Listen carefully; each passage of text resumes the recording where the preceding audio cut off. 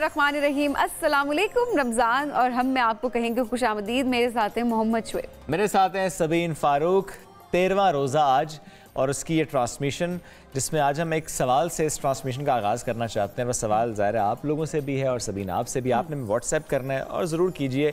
आप लोग जो व्हाट्सएप करते हैं, हम लोग ज़रा पढ़ते हैं, बड़ा समटाइम उसको देख के खुश भी होते हैं, समटाइम एक थॉट प्रोवोकिंग भी हो जाता है हमारे लिए, तो मज़ा आता है। तो सवाल सबीन ये था कि आप किसके लिए जीते हैं, यानी आप किसके लिए जीती हैं। होता है ना कि यार मैं जो सब कुछ कर रही हूँ वो इसके लिए कर रही हूँ, किसके लिए कर रही हैं? I think for family. For family मतलब बहुत सारे लोग इससे रिलेट कर सकते होंगे, क्योंकि हम में से ज़्यादातर जो लोग हैं, बल्कि तकरीबन सब लोग ही, जब उनसे ये सवाल किया जाता है तो वो ये कहते हैं कि जी हम अपने पेरेंट्स के लिए कर रहे हैं, हम अपने बहन भाइयों के लिए कर रहे हैं, या अपने किसी अजीज़ के लिए कर रहे हैं। सही बात है। तो ये होता है कि मतलब आप ये कह रहे होते हैं कि जी अपने करीबी अजीज़ो अकारिब के लिए। और बहुत लोग ये भी कहते हैं कि अच्छा हमने तो जो करना था कर लिया, हमने ज़िंदगी जी ली, अब जो हम कर रहे हैं वो हम अपने बच्चों के लिए कर रहे हैं या अपने इस प्यारे के लिए कर रहे हैं। शौहर तो क्या, मैं बीवी के लिए कर रहा हूँ, बच्चों के लिए कर रहा हूँ। तो इनफैक्ट जो प्लानिंग भी आपके दिमाग में चल रही होती है, जो प्लानिंग भी आप करने की कोशिश करें, वो आप दूसरों के हवाले से कर रहे होते हैं कि इस टाइम में मैं यहाँ पर चला जाऊँ इस मकाम पे, ताकि मैं इनके लिए ये कर सकूँ। लेकिन एक और पर्सपेक्टिव भी है सभी, ये जिम्मेदारियाँ हैं, बहुत अहम जिम्मेदारियाँ, आपके फ़राइज़ हैं जो आपने अदा करना है, इसमें दो राय नहीं है। लेकिन आपकी ज़िंदगी पर आपका भी तो हक है, आपकी उस जिंदगी पर आपका जो अपना हक है, आप उसमें क्या कर रहे हैं, अपने लिए क्या कर रहे हैं, वो वक्त कैसा गुजार रहे हैं अपने लिए। कहते हैं ना मी ओनली टाइम, वो कोई ऐसा काम जो आप करना चाहते थे अपने लिए, क्या आपने वो किया या कि नहीं आपने सेक्रीफाइस किया। हाँ, सेक्रीफाइसेस हर शख्स की ज़िंदगी का हिस्सा होते हैं, लेकिन आपने जो अल्लाह ताला ने आपको ज़िंदगी दी, जो आपको ताकत दी, जो आपको हिम्मत दी, जो आपको सूझबूझ दी, जो समझ दी, उसमें आपने अपनी ज़ात के लिए, अपने लिए क्या किया। एग्जैक्टली अपने लिए। वाकई मैं खुद भी सोच रही हूँ, इनफैक्ट आप भी सोचें, वाकई हम अपने लिए कुछ भी नहीं कर रहे होते। हमने मतलब अगर हम जॉब कर रहे हैं तो हम ये सोच रहे हैं कि अच्छा ये चीज़ें मीट हो जाएं, हम अपनों के लिए कुछ, और वो चीज़ें भी जो आप मीट करने की कोशिश कर रहे हैं वो दूसरों के लिए हैं, मतलब अपनों के लिए हैं, लेकिन आपके अपने लिए नहीं है। अच्छा, इसमें एक और सवाल है कि अगर कोई ये राय रखता हो कि अच्छा ये जो मैं काम कर रहा हूँ अपने लिए कर रहा हूँ, ये जॉब मैंने अपने लिए की है, ये फैसला मैंने अपने लिए लिया था, अच्छा मैं ये गाड़ी या मैं ये घर जो ले रहा हूँ अपने लिए ले रहा हूँ, और मैं जो भी चीज़ कर रहा हूँ, कहीं ट्रेवल कर रहा हूँ तो मैं अपने लिए कर रहा हूँ, तो क्या वो सेल्फिशनेस होती है सबीन? मुझे नहीं लगता। लोग इसको ज़रूर कह देते हैं कि हाँ शायद ये शख्स बहुत सेल्फिश हो रहा है क्योंकि सिर्फ अपने बारे में सोच रहा है कुछ। लेकिन मैं अब ऑब्वियसली आज मैं भी सोच रही हूँ, आप भी इस बात के बारे में ज़रूर सोचें कि वाकई हम इतनी मेहनत कर रहे होते हैं, अपनी ज़ात के लिए हम क्या कर रहे होते हैं, अपनी ज़ात के लिए हम कुछ नहीं कर रहे होते। लेकिन हाँ, एक पर्सपेक्टिव लोगों का ये भी होगा कि अगर आप अपनों के लिए कुछ कर रहे हैं और वो खुश हो रहे हैं तो उससे आपको खुशी मिल रही है, तो एक तरह से डायरेक्टली और इनडायरेक्टली आप अपने लिए या अपनी खुशी के लिए ही कर रहे हैं। बात सही। या शायद हमें रिस्पॉन्सिबिलिटीज़ का बताना बहुत जल्दी शुरू कर दिया जाता है और बहुत सारी चीज़ें हमारे सामने ऑलरेडी होती हैं कि हम कोई दूसरा पर्सपेक्टिव सोच ही नहीं पाते। हमारे लिए खुशी सिर्फ अब यही होती है और हम खुशी को भी सही तरह डिफाइन नहीं कर पा रहे। लेकिन ये मौजूद ऐसा, इस पर और बात करने का जी चाह रहा है ना। अब इसमें एक और मेरे माइंड में एक एंगल आ गया ना, अगर आप ये सोच के काम करें, अच्छा ये मैं इसमें किसी का लफ्ज़ इस्तेमाल नहीं करूंगा, अपना किसी में नहीं आता ना। आप अपने लिए काम कर रहे हैं, देखें अपना, आपका अपना, आपकी फैमिली में कोई भी, तो आप किसी के लिए तो नहीं कर रहे, आप अपने लिए कर रहे हैं, जो फैमिली आपकी है। तो आप फॉर एग्जांपल एक हस्बैंड अपनी वाइफ के लिए कुछ कर रहे हैं, वो अपने बच्चों के लिए कुछ कर रहे हैं, पेरेंट्स के लिए कुछ कर रहे हैं। वो जो वाइफ है वो जो हस्बैंड के लिए कर रही है वो क्या है, वो जो पेरेंट्स अपने बच्चे के लिए कर रहे हैं वो क्या, इसका मतलब है जो आप कर रहे हैं वो एक्चुअली आप अपने लिए ही कर रहे हैं, और आपको रिटर्न जरूर हो रहा है, बल्कि विद इंटरेस्ट मिल रहा होगा। और हमेशा क्यों कहते हैं बांटने की हमेशा बात होती है, देने की हमेशा बात होती है। सबीन, जो चीज आप चाहते हैं ना आपको मिले, वो बांटना शुरू कर दें। मोहब्बत चाहिए, मोहब्बत बांटिए, माल चाहिए, माल बांटिए, जो चीज आपको चाहिए बांटना शुरू कर दीजिए, वो चीज आप तक आ जाएगी। तो ये वाकई ऐसा मौजूद आज एकदम से आ गया कि हमने इस पर डिस्कशन भी कर लिया। आप राय जरूर दीजिएगा, बड़ा जरूरत है। अच्छा, बढ़ते हैं आगे। और एक और अहम मौजू वो है गुस्सा। हम सबको आता है ऑब्वियसली, और कई बेकाबू भी हो जाते हैं। अब वो लेवल्स होते हैं ऑब्वियसली गुस्से के, कुछ लोग काबू कर लेते हैं, वो सिचुएशन कंट्रोल कर लेते हैं, और बहुत सारे लोग ऐसे होते हैं जो कि गुस्से पे काबू नहीं पा रहे होते, वो बहुत बेकाबू हो जाते हैं। वो चाहते हैं कि उनके हाथ में कोई भी चीज़ हो बस वो तोड़ दें, अब वो या वो ज़मीन पे तोड़े या फिर वो किसी के सर पे तोड़े, भड़ास निकाल दे किसी तरह। लेकिन कुछ लोग ऐसा नहीं भी कर पाते।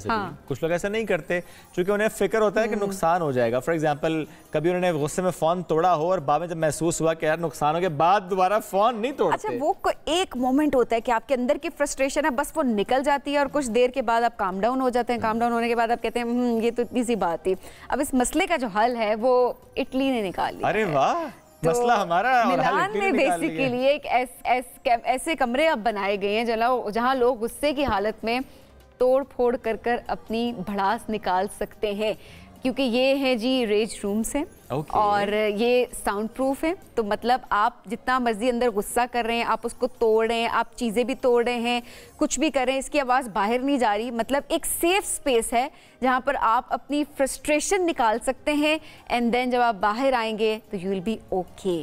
आप वैसे इस सारी फिलॉसफी से एग्री कर रही हैं? मैं इससे एग्री करती हूँ। मैं इससे एग्री इसलिए करती हूँ कि उस टाइम के हमारे ये ऐसे इमोशंस होते हैं जिनको आप कंट्रोल भी कर सकते हो, कंट्रोल नहीं भी। अब इन इमोशंस का आना हमारे कंट्रोल में नहीं है, लेकिन इनको हमने किस तरह से निकालना है अपने अंदर से, वो आपके कंट्रोल में जरूर है। मैं थोड़ा डिसएग्री करता हूँ इस सारे फिलॉसफी से। अब फॉर एग्जांपल किसी को गुस्सा आया तो क्या वो रेज रूम ढूंढने जाएगा? जितनी देर में ढूंढने जाएगा रास्ते में तहस नहस कर देगा। तो बेहतर क्या है, मैं मशवरा दे रहा हूँ आपको, जी। बचपन के दोस्तों के पास टाइम गुजारा कीजिए, ये मसला हल हो जाएगा। बचपन के दोस्तों के साथ नहीं, हर किसी के पास नहीं होते ना। और वो अब बनाइए, एक तो वो भी अब बचपन में वापस कैसे चले? नहीं, उन दोस्तों को बनाइए। दोस्तों के पास अगर चले, अब नए दोस्त बनाए, नए ताल्लुक बनाए, इन्वेस्ट करें अपने ताल्लुकात में। खराब है ताल्लुक तो उसे बेहतर करो भाई। आज के दौर में कौन किसको समझता है शोएब? सीधी सी बात है। आप मतलब आप एक सर्कल में भी बैठते हैं, ज़्यादातर या आप काम की बात कर रहे होते हैं या मतलब एक आपका एक प्रोफेशनल सर्कल होता है, वहाँ काम की बात ही हो रही होती है। आप दोस्तों के साथ बैठते हैं, वो अपने काम की बात कर रहे होते हैं। एक वो सेफ स्पेस व एनवायरनमेंट तो नहीं मिलता ना जहाँ पर you can be yourself, you can be vulnerable. मेरा ख्याल है फिर भी अगर आप उस अच्छे ताल्लुक में बैठे, अगर बात ये भी हो रही है कि अच्छा मेरा ये काम और मैं इसमें फंस गया और वो अपनी बात कर रहे हैं, तब भी जो एक बॉन्ड डेवलप है, जो आप एक दूसरे से बात कर रहे हैं ना कि अच्छा क्या खाया, अच्छा कहाँ गए, अच्छा तो क्या वो आप रिफ्रेश हो जाते हैं। रिफ्रेश हो जाते हैं। I agree with you as well, but आपकी क्या राय है, आप जरूर बताएं, क्योंकि ऑब्वियसली एक डिफरेंट चीजें डिस्कस करने का मकसद ये होता है कि सारे पर्सपेक्टिव्स आते हैं। ठीक है जी, बढ़ते हैं आगे।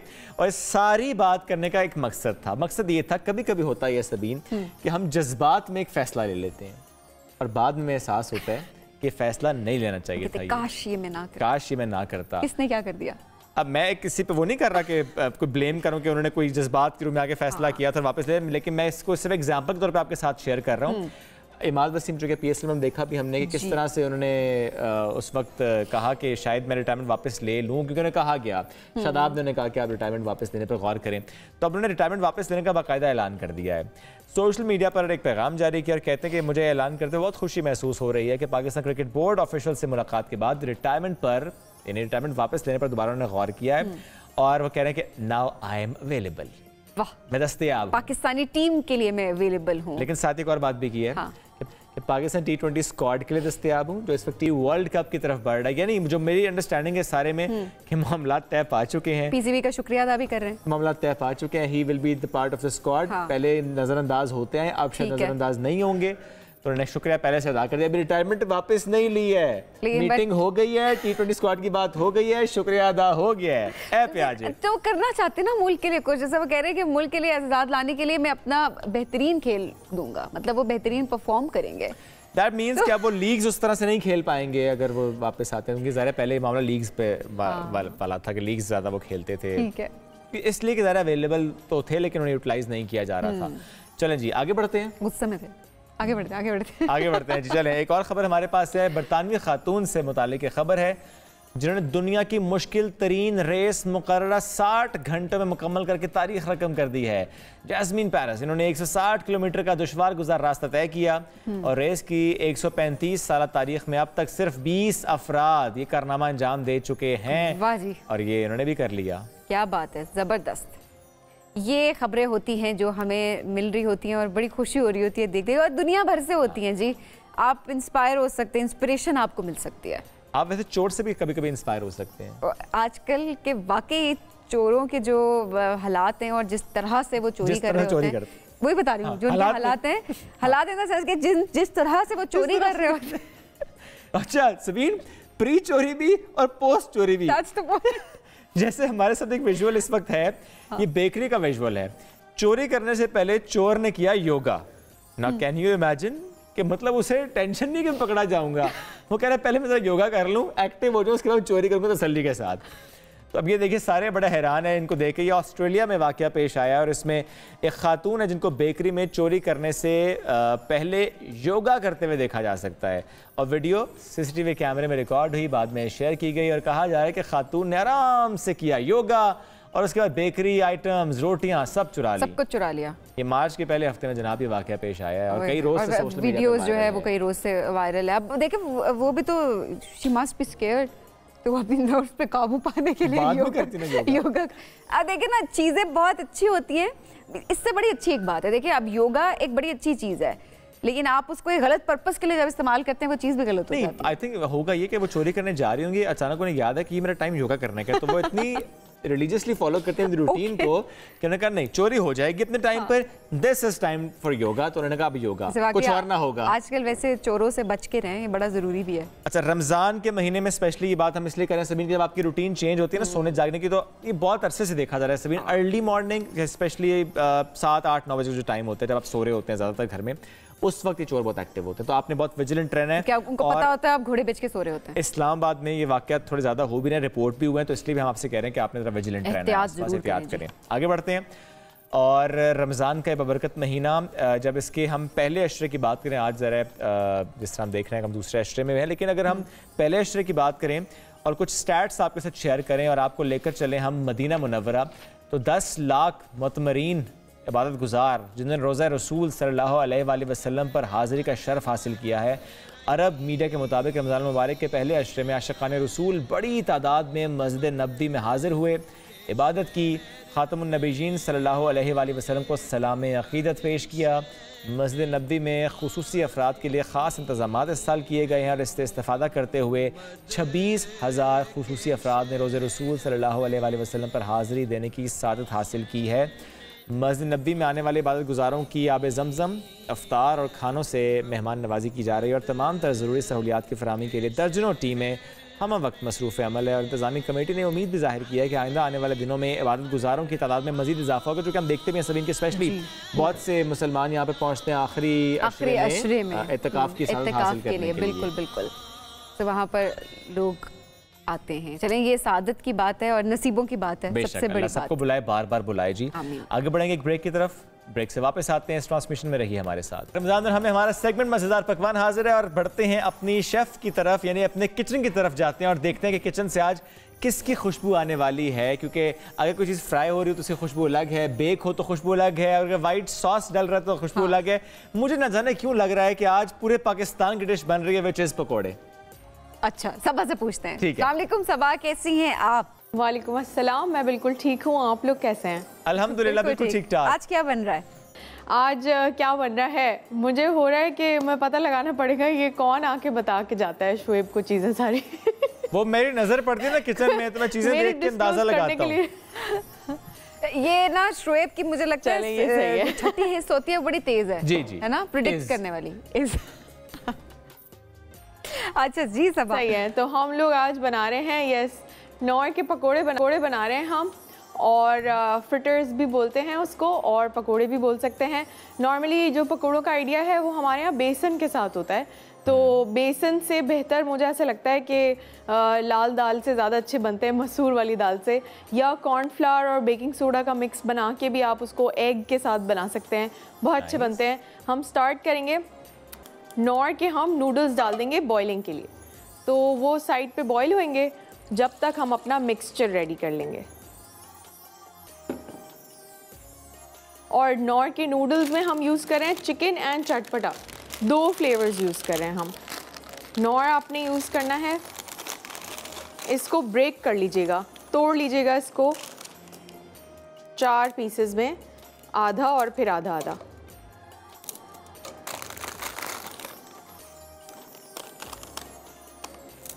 इस साइड पे हम अपना मिक्सचर बना लेते हैं, फिर आखिर में एक दफ़ा नौर ऐड कर लेंगे उसमें। मिक्सचर में हमारे पास हैं ग्रेटेड पोटैटोज़ या कद्दूकश किया हुआ आलू, 300 ग्राम यूज़ कर रहे हैं हम यहाँ पे। एक छोटी प्याज है चॉप हुई हुई, अच्छी बारीक सी चॉप हुई हुई है। फिर है हमारे पास शिमला भी एक है एक शिमला अगेन चॉप्ड, और फिर हमारे पास मसाले हैं जिसमें है लाल मिर्च 1 टीस्पून, नमक 1 टीस्पून, पिसा हुआ ज़ीरा 1 टीस्पून, हल्दी है वो भी 1 टीस्पून है, काली मिर्च है 1 टीस्पून और अदरक लहसुन का पेस्ट है। इसके लिए हम स्पून यूज़ कर लेते हैं, ये भी 1 टीस्पून है। इस ही रेसिपी के अंदर आप लोग चिकन भी यूज़ कर सकते हैं। अगर आप इसमें चिकन यूज़ करेंगे तो अदरक लहसुन का पेस्ट बढ़ा दीजिएगा। ठीक है। अच्छा, मैं पूछने वाला था कि ये सारी चीज़ें मिक्स करेंगे और इसमें हम क्यों आपने ऐड किया? अच्छा, जब चिकन होता है तब ऐड करते हैं? यकीन करें आप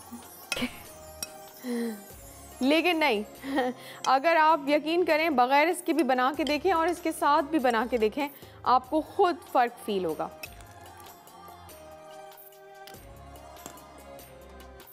और 50 ग्राम्स तकरीबन 1.5 टेबल स्पून हम इसके अंदर फ्लावर भी ऐड करें। और last but not the least we have Knorr का chicken cube for added flavour. Mix कर लेते हैं। ये देखें इतना ज़बरदस्त सा मिक्सचर रेडी हो गया है। ये भी देखें ऑलमोस्ट रेडी हो गए हैं, इतने प्यारे अच्छे से फ्लफ अप कर गए हैं। हम इसको ऐड करेंगे और आपको पता है हम क्यों ऐड कर रहे हैं बेसिकली नॉर अपने पकोड़ों में क्रंच फैक्टर ऐड करने के लिए, क्योंकि देखें क्रिस्पी। यस तब किचन में कभी काम करते हुए बर्तन टूटे हैं आपसे? इस तरह टूटे हैं वो, बाज़ दफ़ा यूँ टूटे हैं कि अगर आपने ना वो मैले बर्तन डिश में सिंक में रखते हैं ना, तो मेरी अम्मी हमेशा मना करती हैं कि कांच के ग्लासेस वगैरह सिंक के अंदर नहीं रखो, वो आपस में टकरा के खुद ही टूट जाते हैं। तो सही बात यूँ टूटे हैं कि वो ऑलरेडी कुछ रखा हुआ था, ऊपर रखा उसके तो चटक गया, बस रखे रखे ग्लास में आपको यूँ ड्रामेटिक क्रैक लाइन नज़र आती है कि ये टूट गया। लेकिन एक और है हमारे साथ शख्सियत इस वक्त जिनको क्रेविंग होती है कभी कभी बर्तन तोड़ने की। हर शख्स को होती है क्रेविंग होती है बर्तन तोड़ने की? नहीं, बर्तन तोड़ने की ना, बाजू का होता नहीं है कि अगर आपकी कोई चीज पड़ी हुई है तो आप उसको तोड़ दें। बड़ा कोई तशद्दुद पसंद रवैया है। मैं चीजों की बात कर रही हूँ, मैं इंसानों की बात नहीं कर रही। अच्छा जी, इसके अंदर मैंने दोनों नॉर के फ्लेवर पैकेट्स ऐड कर दिए हैं, चटपटा एंड चिकन। नॉर के नूडल्स भी ऐड हो गए हैं। सब कुछ को वन लास्ट मिक्स दे रहे हैं इससे पहले कि हम उसको तेल में ड्रॉप करें। ये लो, और ये पकौड़े फ्राई हो रहे हैं और ये देखिए क्या जबरदस्त बने ना, उसे काबू करने के लिए फोक का इस्तेमाल किया है कि पकौड़ा ब्लूमिंग पकौड़ा ना बन जाए। फोर्क से, yes. But again it depends on you कि आप, क्योंकि मैं फिर वो एक वक्त में ज्यादा डालेंगे नहीं, मतलब एक वक्त में ज्यादा डालेंगे नहीं पकौड़े इस ऑयल के अंदर। अरे बाबा वो बनाएंगे कैसे? सबा ऐसे है नहीं, सबा मुझे बताएं। सबा आप लोगों को याद है मैंने एक दफा वो बनाए थे क्या? नहीं, अगर आप लोगों को याद है मैंने पास्ता पकोड़े बनाए थे, व्हाइट पास्ता, व्हाइट सॉस वाले फ्रिटर्स। यस, उसके अंदर भी यही किया था ना हमने। हाँ बिल्कुल ऐसे ही किया था। चलें जी, आप बढ़ते हैं ड्रिंक की तरफ। सबा अब पकोड़े जब तक फ्राई हो रहे हैं, ड्रिंक हमारी आज क्या है? ड्रिंक हम बना रहे हैं स्ट्रॉबेरी चीज केक चिलर, और उसके लिए हम यूज कर रहे हैं फ्रेश स्ट्रॉबेरीज। यस, आपने यूज करना है क्रीम चीज, स्ट्रॉबेरीज 100 ग्राम्स, और स्ट्रॉबेरी यूज़ करना है 4 to 5, और फिर आपने यूज़ करना है, सीज़न में है पूरा स्ट्रॉबेरी से बनाना है तो बनाएं, लेकिन आपको पता है स्ट्रॉबेरीज ज़्यादातर खट्टी होती है, उस तरह से कोई बहुत मीठी या वो नहीं होती है, तो आपको ज़रूर कोई स्वीटनर या कोई फ्लेवरिंग ऐड करनी पड़ेगी। तो या स्ट्रॉबेरी सॉस यूज़ कर सकते हैं, अगर चाहें तो स्ट्रॉबेरी जैम ऐड कर सकते हैं फ्रेश स्ट्रॉबेरीज़ के साथ। और फिर आपने ऐड करना है क्रीम चीज़। यस, उन पे भी नज़र रखती हैं। और क्रीम चीज़ ऐड करके, और इसके अंदर हम डालेंगे अपना डाइजेस्टिव बिस्किट्स, मिल्क, और थोड़ा सा शुगर ऐड किया है, ज़्यादा ऐड करने की ज़रूरत नहीं है। सब कुछ मैंने सोचा बजाय उधर ले जाने के यहाँ ला के डाल देते हैं। हाँ ठीक। और इसके अंदर अब ऐड करेंगे आइस, लेकिन चलें हो गया ये। चलें इसको घुमा देते हैं, बिस्मिल्लाह, सब सेट है।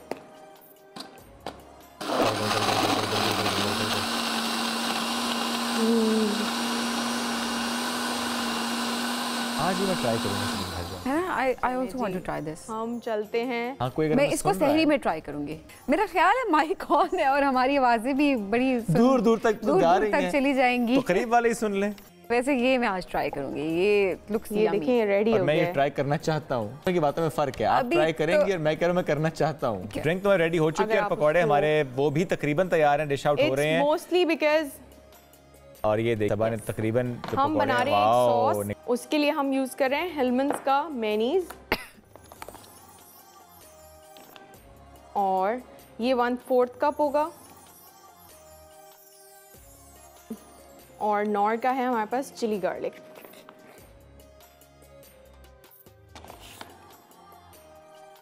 ये हाफ, यानी बेसिकली जब आप मेनीज डालें तो 1:2 का रेशो रखना है। अगर आपने मेनीज टेबल स्पून रखा है तो 2 table spoon chilli garlic sauce रखेंगे। सही है, 1:2 का रेशो रखना है आपने। Alright, we are done.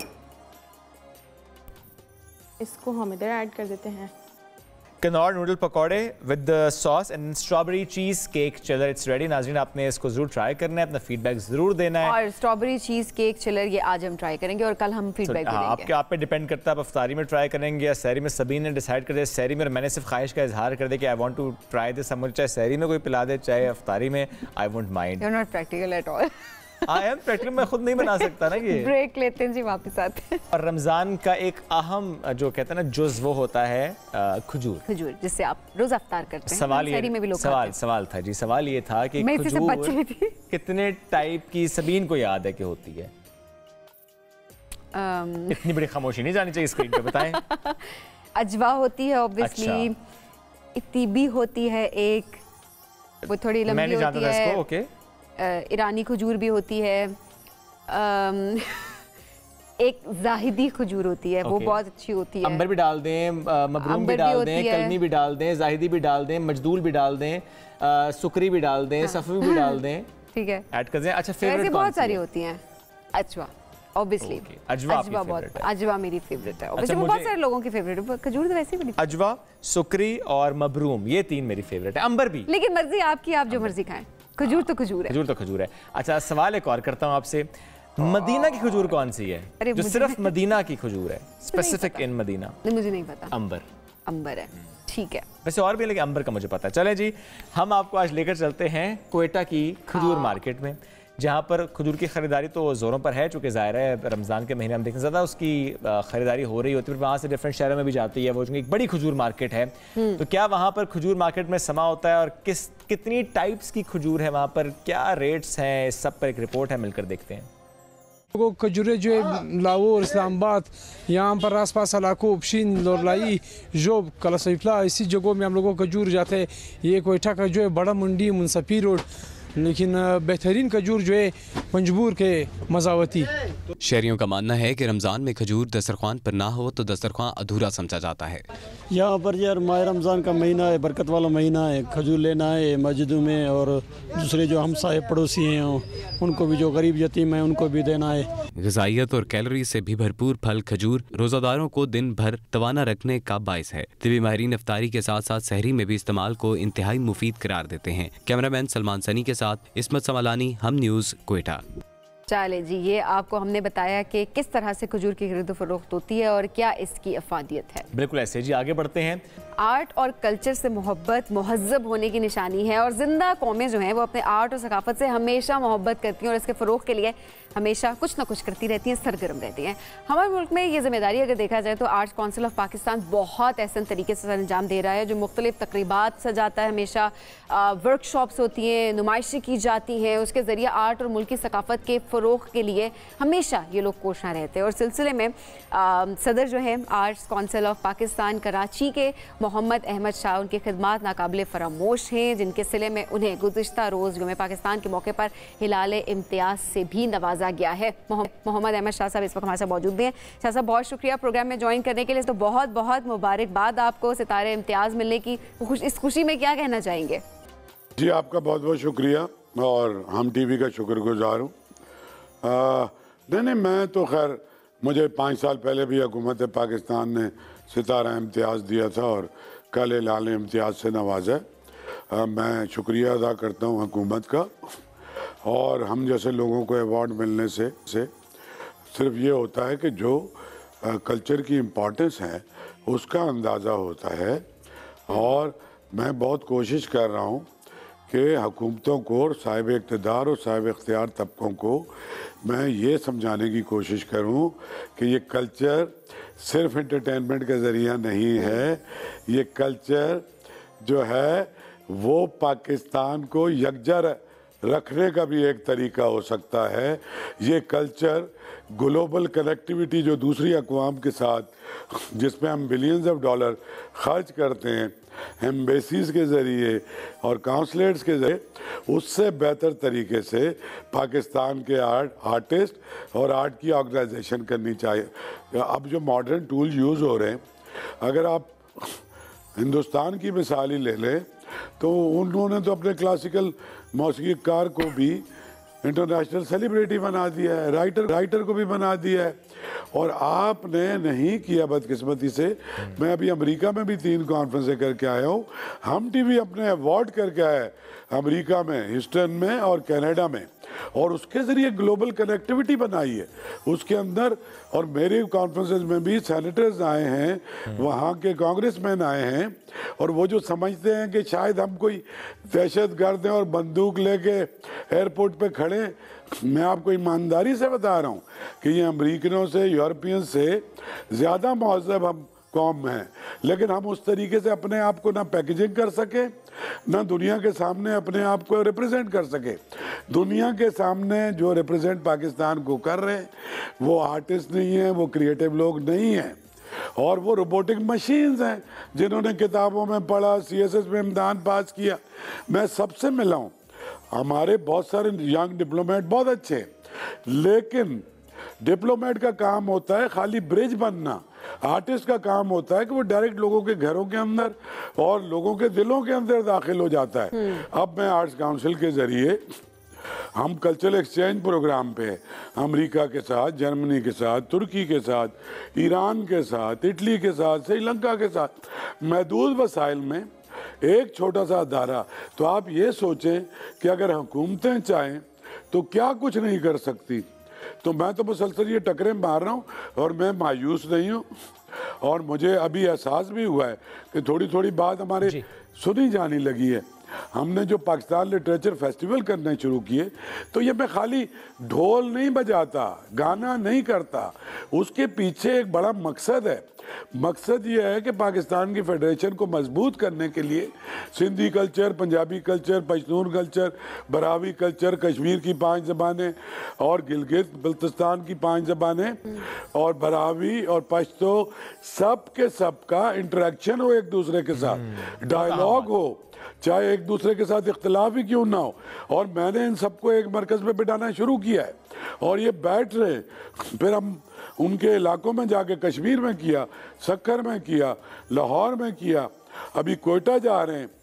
तो ये और ज़ाहिर है इससे बहुत सी फॉल्ट लाइंस ख़त्म हो जाती हैं। बहुत अहम बात आप करें, चूँकि ज़ाहिर है ये हो भी रहा है, ज़्यादा होना भी चाहिए अहमद शाह साहब। लेकिन हम अक्सर देखते हैं जब भी किसी इदारे के साथ कोई मुंसलिक होता है तो वो ज़्यादातर निगाहें रखता है हुकूमत वक्त की जानिब या हुकूमत की तरफ की, जी हुकूमत का ये काम है, हुकूमत को ये करना चाहिए।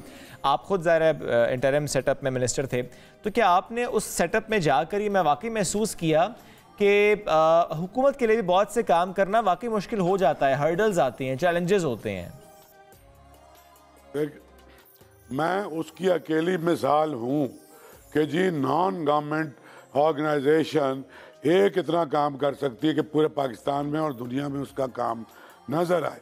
लेकिन उसके लिए मुझे हुकूमत सिंध ने मुकम्मल सपोर्ट दिए। मुझे आप बताएं ना, वसाइल के बगैर, रिसोर्सेज के बगैर मैंने बिल्डिंग्स बनाई, मैं पैसे कहाँ से लाता? नहीं कर सकते। हुकूमत के माइंडसेट में प्रायोरिटी पे आपको रखना पड़ेगा कल्चर, सिर्फ गाने बजाने के लिए नहीं, इस मुल्क की बका के लिए। जैसे हमारा सिपाही मोर्चे पर लड़ रहा है ना, इसी तरह का सिपाही इफ्तिखार आरिफ भी है, हुमायूं सईद भी है, राहत फ़तेह अली खान है, सुल्ताना सिद्दीकी है, मोमना है, दुरैद है। मतलब हम यहाँ से बाहर दुनिया भर को दिखाते क्या हैं? पाकिस्तान, इसका रोशन चेहरा। तो असल सफ़ीर हम सारे लोग हैं जो 1 रुपया सरकार से तनख्वाह भी नहीं लेते। तो बगैर तनख्वाह के जो हम लोग हैं, सबसे ज़्यादा हमें सपोर्ट भी करना चाहिए और हम ही से तो बात भी करनी चाहिए कि हम क्या करें। हुकूमतों को हमसे पूछना चाहिए, हम उनको बताएंगे कि उन्हें क्या करना है। देखिए, कोई ब्यूरोक्रेसी उनको इस बात पे ट्रेंड नहीं करती। हमें एक इंक्लूसिव, प्लूरल, लिबरल, रोशन ख्याल सोसाइटी बैनुल अक़वाम में एक महज़्ज़ब मुआशरा कहलाने के लिए क्या करना है? क्या 76 साल में हमें समझ ही नहीं आई है? और भाई, एक मजबूत पॉलिसी बनानी है, सिर्फ पॉलिसी नहीं बनानी, उसमें पैशन होना चाहिए, डेडिकेशन होनी चाहिए, और शाह साहब इसमें भी यूथ स्पेसिफिक पॉलिसी, ज़ाहिर है ये हमारे मंशूर में तो होती है। जब जब सियासी जमातें शाह साहब आती हैं इलेक्शन से पहले, वो यूथ को टारगेट तो करती हैं सिर्फ वोट के लिए, लेकिन यूथ सेंट्रिक पॉलिसीज तो नहीं बनती। ज़ाहिर है पाकिस्तान की यूथ 64%, लेकिन उसका ख्याल ही किसी को नहीं है, उसको यूटिलाइज ही कोई नहीं कर रहा। देखिए, हम जहाँ भी गए, जैसे लाहौर गए 95% यूथ थी, कश्मीर गए, सक्खर गए 2 लाख नौजवान आए हुए थे सक्खर जैसी जगह पे। तो यूथ में वो हंगर है, वो अंडरस्टैंड करती है। भाई, अगर आप चाहते हैं कि आप चाहते हैं कि कोई नेगेटिव चीज़ में भी फ़र्ज़ करेंगे एंगेज ना हो, उसके लिए भी तो ज़रूरी है ना कि उनको किसी और जगह एंगेज करें पॉजिटिव चीज़ों के लिए। तो मेरे ख्याल में हम सब अगर मिल के काम करेंगे, और मैं भी एक डॉक्यूमेंट बना रहा हूँ जिसमें पाकिस्तान में जो भी साहिब इख्तियार लोग हैं उन तक पहुंचाने की कोशिश करूंगा, और उसमें मुझे ज़ाती फ़ायदा कोई भी नहीं चाहिए, ना कोई ओहदा चाहिए, बस एक मजबूत पॉलिसी चाहिए। बदकिस्मती से हमारा जो हुकूमती निज़ाम है ना, वो सिर्फ कल्चर के लिए नहीं, हर चीज़ के लिए वो निज़ाम काम नहीं कर रहा है। मैं बदकिस्मती से कह रहा हूँ। तो उस निज़ाम को, उसका जंग उतार के और उसको ग्रीस व्रीस लगा के और उसमें पाकिस्तान की मोहब्बत का तड़का लगा के, तो हमारी जो ब्यूरोक्रेसी है, हमारी जो पुरसे हैं, इनको दोबारा से एक जिंदा रोशन पाकिस्तान के लिए इनको आगे बढ़ के काम करना पड़ेगा। तनख्वाह चूँकि आप सरकार में रख लेते हैं तो काम करें ना करें तनख्वाह तो मिलनी है।